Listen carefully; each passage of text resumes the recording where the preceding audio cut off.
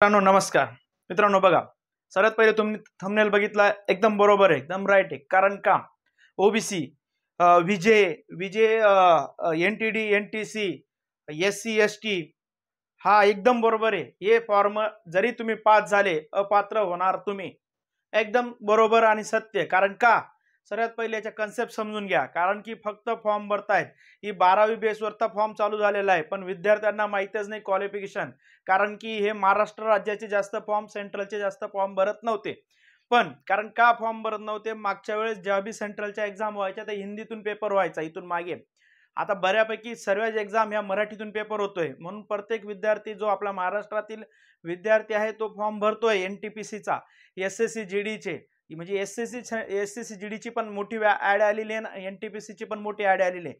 आणि विद्यार्थी फॉर्म भरतोय पण इथे चुकी करतोय. कारण का किंवा एखादा सायबर कॅफेवाल्याकडे फॉर्म भरायला जातो, त्यालाही माहिती नाही, तो फॉर्म भरून येस करून देतोय, विद्यार्थी घरी निघून येतोय. पण दादा हे फॉर्म का अपात्र होतील ते सर्वात पहिले समजून घे. मुख्य गोष्टी या समजून घे. कारण की ह्या गोष्टी समजून नाही घेतला तर फॉर्म भरून अभ्यास करून नंतर डॉक्युमेंट व्हेरिफिकेशनला गेल्यास तुम्ही अपात्र सांगितलं जाईल. इथून मागे पण गोष्टी घडल्या आहेत.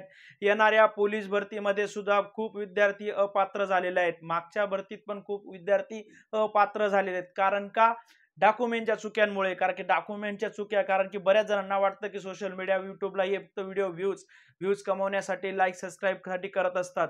तर नाही दादा, याच्याने खूप काही कोणाचं तरी आयुष्य वाचेल. लाईक सबस्क्राईब लागलेच नको करू. सर्वात पहिले माहिती समजून घे, काय प्रकारे अपात्र कशामुळे होणार हे सर्वात पहिले समजून घ्या. तर चला लक्ष द्या, तुम्हाला समजून सांगतो की का अपात्र होणार. आता एनटीपीसीची ऍड खूप मोठी आहे, खूप प्रमाणात विद्यार्थी अभ्यासाला लागलेत की सर आम्ही एनटीपीसीचं 12वी बेसवरती आहे, आम्ही याचा अभ्यास करतोय. पण इथं तुम्ही जो शब्द वापरला की सर्व अर्ज अपात्र होणार, यस का होणार, ओपन सोडा. पण ईडब्ल्यूएस, ओबीसी, एससी, एसटी, आता हे का सेंट्रल मध्ये आपल्या महाराष्ट्रामध्ये भरपूर काही आरक्षणाचे प्रकार आहेत. विजे, विजेसी, एनटीसी, एनटीए, एनटीबी अशा भरपूर काही, एसबीसी, एससीबीसी असे भरपूर काही आरक्षण आपल्याकडे महाराष्ट्रात आहेत. पण सेंट्रलला 5च आरक्षणचे आहेत. 5च आरक्षण आहेत. ते कोणत्या कुठल्या 5 आरक्षणच्या कास्ट म्हणजे एवढेच फक्त सेंट्रलला एवढ्या 5च गोष्टी आहेत. ओपन आहे म्हणजे खुला वर्ग, ईडब्ल्यूएस हा सेंट्रलचा आहे, OBC central, SC central, ST central, एवढेच क्षेत्र आहेत फक्त आरक्षणाचे. तर आपल्या महाराष्ट्रात भरपूर आहेत. तर दादांनो का, तर सर्वात पहिले लक्ष द्या, ओपनला कुठलाही विद्यार्थी फॉर्म भरू शकतो. ओपन कॅटेगरीला कुठलाही विद्यार्थी फॉर्म भरू शकतो. पण हा जो ईडब्ल्यूएस आहे, ईडब्ल्यूएस सर्टिफिकेट लक्ष द्या, ज्यांनीही राज्याचं काढलं असेल, राज्याचं नाही सेंट्रलचं ईडब्ल्यूएस सर्टिफिकेट पाहिजे. इंडिया गव्हर्नमेंट ऑफ इंडिया म्हणजे इंडिया नॅशनल सेंट्रलचं गव्हर्नमेंटचं ईडब्ल्यूएस सर्टिफिकेट लागेल.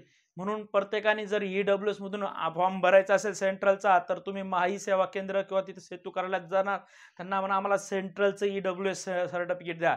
याला नॉन क्रिमिनल नाही आहे, ईडब्ल्यूएसला नॉन क्रिमिनल नाही आहे. मग आता या ओबीसी मध्ये इतक्या कास्ट येत आहेत दादा. जर कोणी एनटीडी असेल, एनटीसी असेल, बरोबर आहे, एनटीसी, एनटीबी म्हणजे भरपूर काही एनटीडीच्या मध्ये. त्याच्यानंतर एससीबीसी, ह्या आता एससीबीसी, सर माझ्याकडे एससीबीसी सर्टिफिकेट मी भरू शकतो का, नाही. तुम्ही हे सर्व एससीबीसी झालं, त्यात ओबीसी पण. आता ओबीसी बी का, कारण की बऱ्याच विद्यार्थ्यांकडे राज्याचं ओबीसी कास्ट सर्टिफिकेट आहे. तर प्रिय मित्रांनो, ह्या सेंट्रल गव्हर्नमेंटच्या एक्झामला सेंट्रलचं ओबीसी सर्टिफिकेट काढावं लागेल तुम्हाला. ओबीसीचं सेंट्रलचं गव्हर्नमेंटचं काढावं लागेल, जे राज्याचं चालणार नाही. अजून बी सांगतो, बरेच जण फॉर्म भरून देतात राज्याच्या याच्यावरती.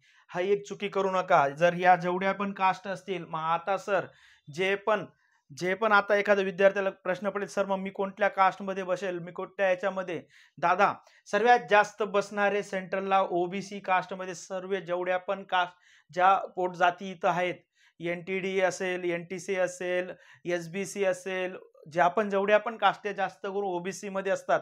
म्हणून सेंट्रलला ओबीसी सर्टिफिकेट निघतो तुमचं आलं. म्हणून तुम्ही सेंट्रलचा जर फॉर्म भरत असणार, तुम्ही तो ओबीसी मध्ये गणलं जाणार आहेत. म्हणून तुम्ही कृपया करून तुम्ही ओबीसीचं सर्टिफिकेट काढून घ्या. त्याच्यानंतर जे एससी आहे, एससी आणि एसटी, तुम्हाला पण तिथं ऑनलाईन सेंट्रलचं कास्ट सर्टिफिकेट लागेल.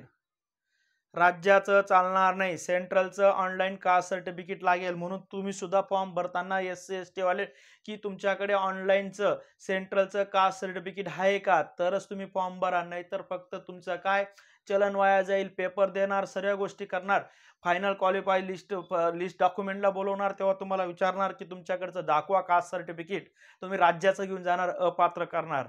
म्हणून ही कळकळीची विनंती बऱ्याच विद्यार्थ्यांना, कारण की काय माहिती नाही, कारण की भरपूर व्हिडिओ बघतायत युट्यूबला, पण ते त्याचं कन्फर्म कळतच नाही. म्हणून तुम्ही फॉर्म भरताना घाई करू नका. 2 दिवस फॉर्म लेट भरा, 4 दिवस लेट भरा, पण व्यवस्थित फॉर्म भरा. तर कारण की तुम्ही त्याच्यासाठी मेहनत घेणार आहेत, 3-4 महिने अभ्यास करणार आहेत, आणि नंतर शेवटी जाऊन जर हे डॉक्युमेंटने उडत असणार तर खूप चुकीचं आहे. म्हणून कळालं असेल का मी काय म्हणतोय दादा? सर्वात पहिले समजून घे. लाईक बिक तर काय करू नको लागलेस तर पहिले ही माहिती समजून घे, कारण की इथं आयुष्याचा खेळ आहे.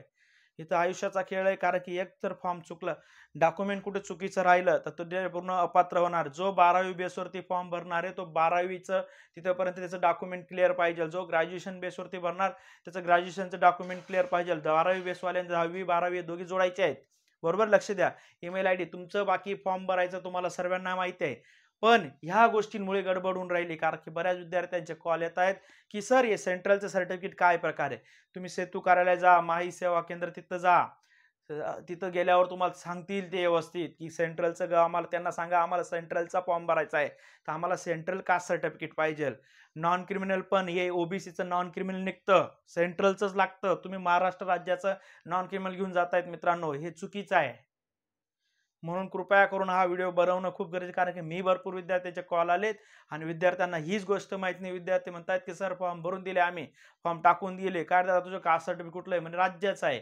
मग कुठल्या अँगलने फॉर्म, तो नंतर तुझं डॉक्युमेंटमध्ये रिजेक्ट होणार.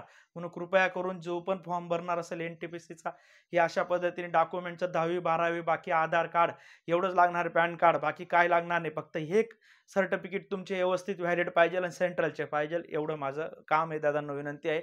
आणि अजून काही डाऊट असतील तर कमेंट करा. नक्कीच तुमचे ते कमेंट वाचून तुमच्या कमेंटला रिप्लाय देईल की काय काय आपल्या प्रिय मित्रांना काय काय प्रॉब्लेम आहे, ते नक्कीच तुम्हाला मदत करेल सोडवण्यासाठी. म्हणून कृपया करून ज्याही विद्यार्थ्यांना काही डाऊट असतील तर कमेंट करा, आणि इथून पुढे तुम्हाला प्रत्येक एक्झामची अपडेट देणारे, वेळोवेळी अपडेट देईल की हा या पद्धतीने एक्झाम सेंटरच्या बाहेर रिव्ह्यू पण घेईल की पेपर कसा पॅटर्न आला होता, कसा पॅटर्न येतोय, कुठल्या प्रश्न जास्त येतात, कुठल्या टॉपिकवर जास्त प्रश्न येतात, ते सर्व आपल्या चॅनलवरती मी टाकणार आहे. घाबरू नका, प्रत्येक वेळोवेळी अपडेट आपल्या चॅनलवरती भेटेल. म्हणून जेणेकरून मला माझ्या प्रिय मित्रांना सावधान करायचं होतं, चुक्या करू नका, हे माझा सांगायचा उद्देश होता. कारण की फॉर्म भरून देणार नंतर तुम्हाला त्याचा पश्चाताप होणार, हे चुकीचं राहील. आताच जर तुम्हाला कळून गेलं की हो या डॉक्युमेंटमध्ये, कागदपत्रामध्ये हाय करावं लागतात, या गोष्टी तुम्ही क्लिक करणार. बरं, समजेल दादांनो? परत सांगतो, काही डाऊट असेल तर कमेंट करा मित्रांनो. नक्कीच तुमच्या कमेंट वाचून माझे प्रिय मित्रांना मी तो प्रॉब्लेम सॉल्व्ह करण्यास मदत करेल.